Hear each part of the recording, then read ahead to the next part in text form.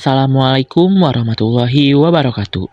Di video kali ini, saya akan menjelaskan materi relasi rekurens dan fungsi pembangkit pada mata kuliah Matematika Kombinatorik dengan dosen pengampu Bapak Dr. Muhammad Ridwan Yudanegara, MPD.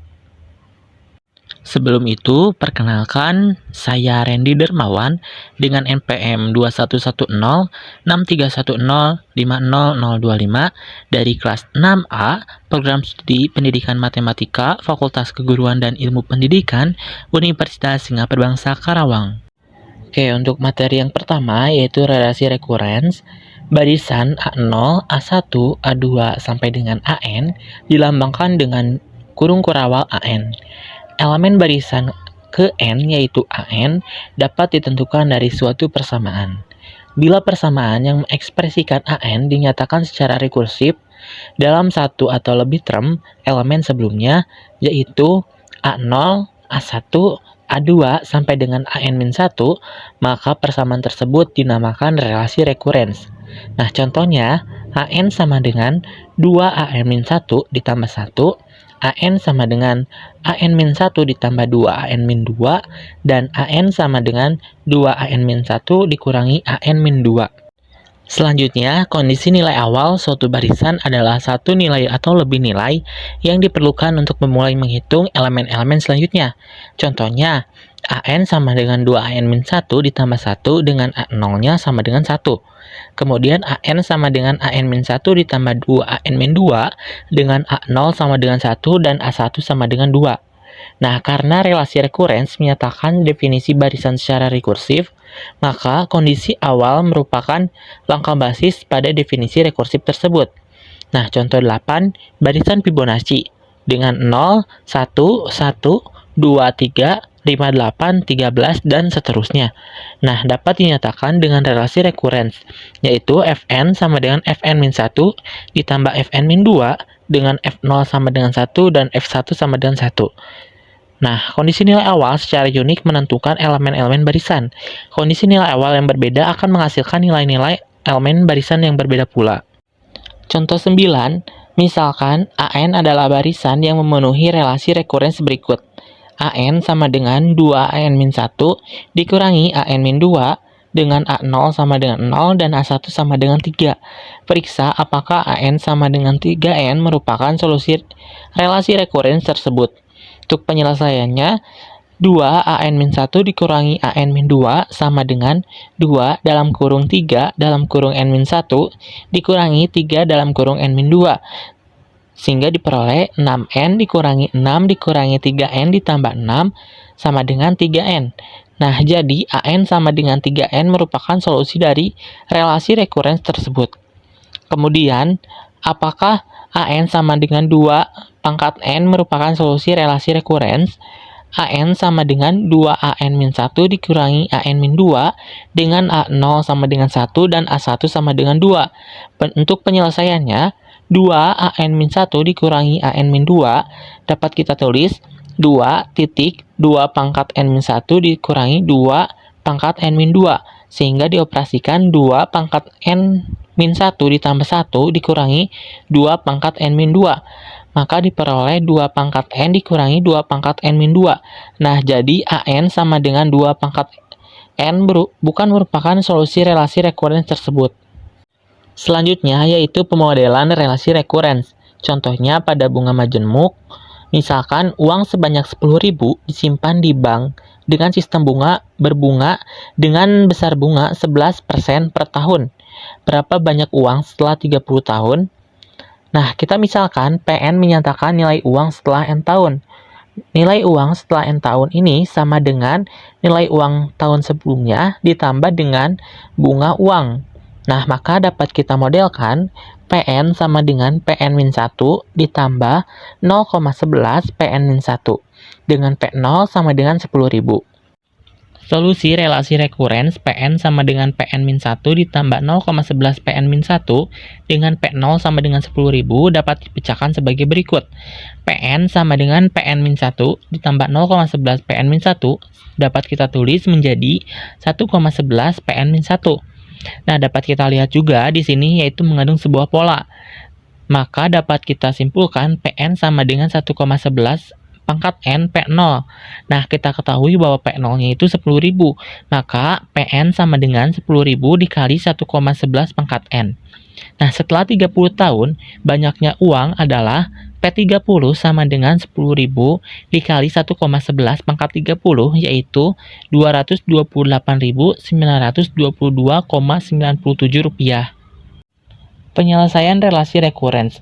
Relasi rekurens dapat diselesaikan secara iteratif atau dengan metode yang sistematis.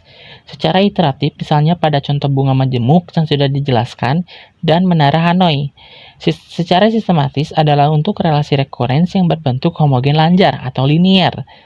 Relasi rekurens dikatakan homogen lanjar jika berbentuk AN sama dengan C1 AN-1 ditambah C2 AN-2 ditambah sama dengan CK AN dikurangi K. Nah, dalam hal ini, C1, C2 sampai dengan CK-nya ini adalah bilangan real dan CK tidak sama dengan 0.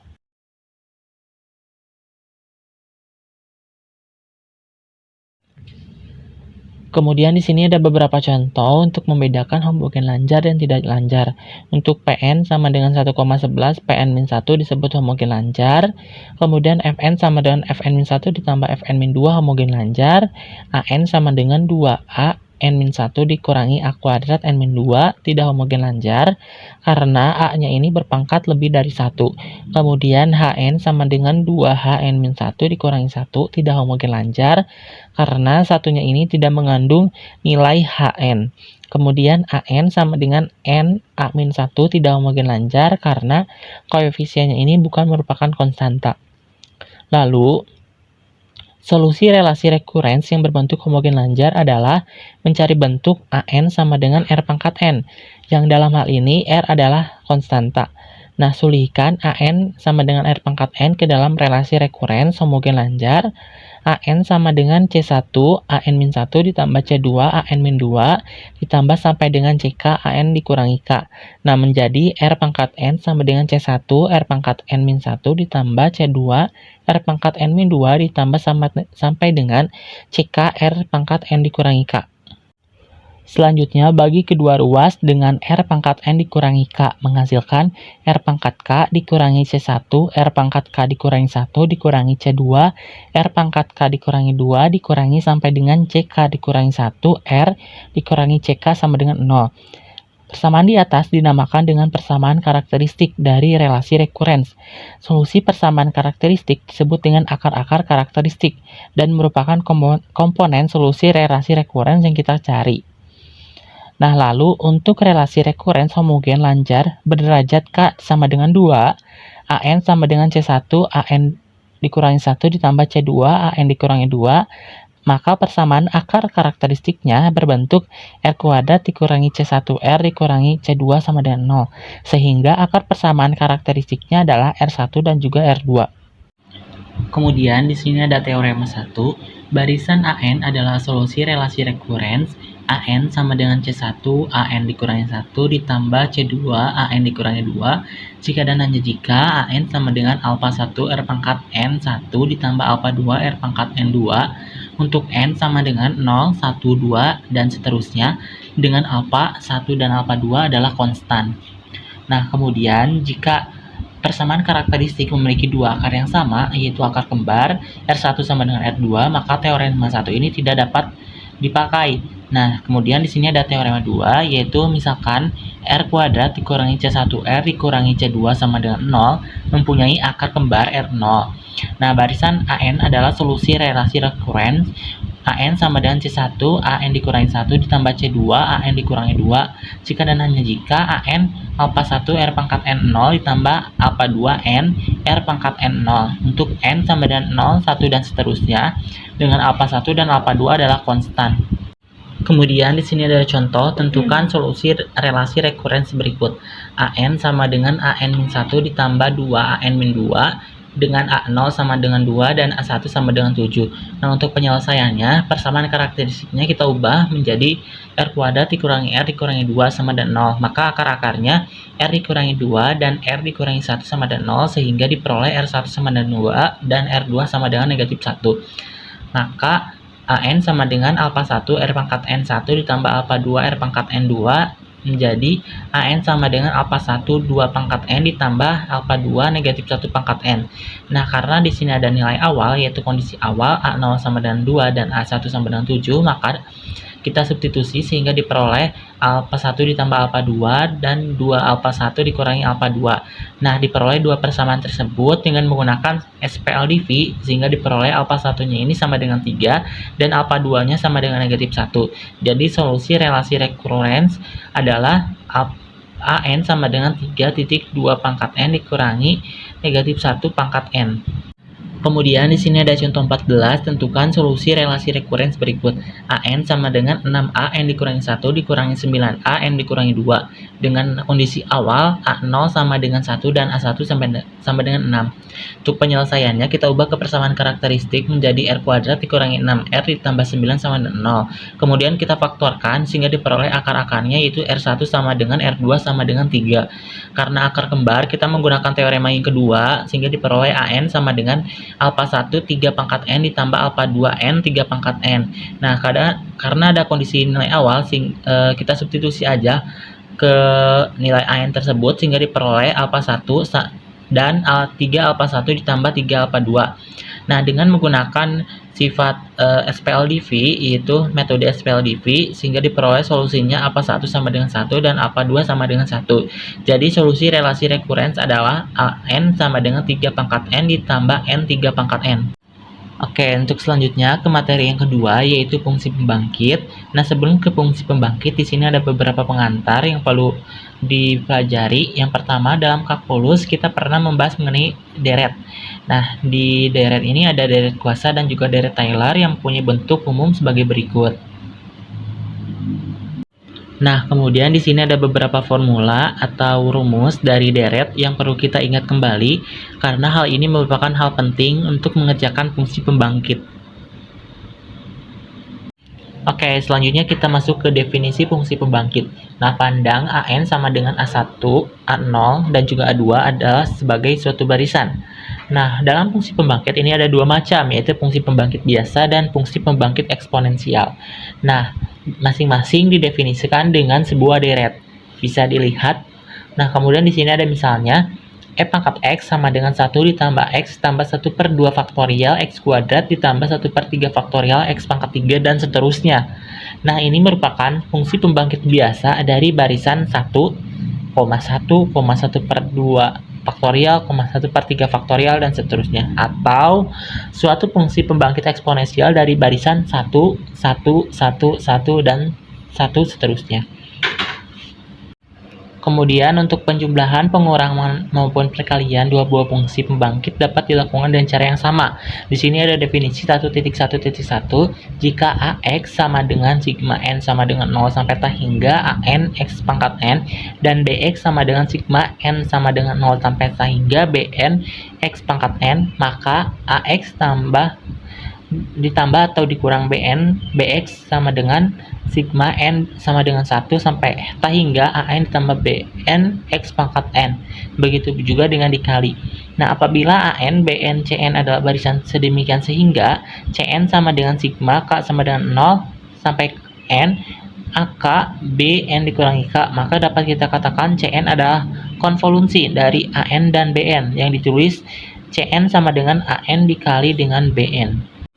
Kemudian di sini ada contoh, misalkan barisan AN yaitu 0,0,1,1,1 dan seterusnya. Nah, tentukan fungsi pembangkit biasa dan fungsi pembangkit eksponensial. Nah, untuk penyelesaiannya, Px sama dengan sigma N dikurang N sama dengan 0 sampai T hingga AN X pangkat N. Nah, ini merupakan deret dari fungsi pembangkit biasa. Nah, kita ketahui di sini yaitu ada nilai 0 dan juga 1. Nah, untuk 0 ini sukunya ini suku A0, A1 dan juga A2. Sehingga dapat kita tulis sigma N sama dengan 0 sampai dengan 2 AN X pangkat N ditambah sigma. Kemudian untuk nilai 1 yaitu mulai dari suku ketiga yaitu N sama dengan 3 sampai T hingga AN X pangkat N. Nah, kemudian kita masukkan Karena dari 0 sampai ke 2 ini bernilai 0, maka 0 ditambah sigma N sama dengan 3 sampai tah hingga AN X pangkat N. Kemudian sigma N sama dengan 0 sampai tah hingga X pangkat N dikurangi 1 dikurangi X kuadrat. Nah, maka diperoleh 1 per 1 dikurangi X dikurangi 1 dikurangi X kuadrat. Nah, lalu yang kedua, Px sama dengan sigma N sama dengan 0 sampai tah hingga AN X pangkat N per N faktorial. Maka dapat kita pecah sigma N sama dengan 0 sampai 2, AN X pangkat N dikurangi X pangkat N per N faktorial ditambah sigma N sama dengan 3 sampai tah hingga AN X pangkat N per N faktorial. Nah, maka 0 ditambah sigma N sama dengan 3 sampai tah hingga AN X pangkat N per N faktorial, maka sigma N sama dengan 0 sampai tah hingga X pangkat N per N faktorial dikurangi 1 dikurangi X kuadrat per N faktorial. Nah, maka E pangkat X dikurangi 1 dikurangi X kuadrat dikurangi 2 faktorial. Mungkin cukup sekian pemaparan materi dari saya. Mohon maaf apabila ada kesalahan. Terima kasih atas perhatiannya. Terima kasih sudah menonton. Wassalamualaikum warahmatullahi wabarakatuh.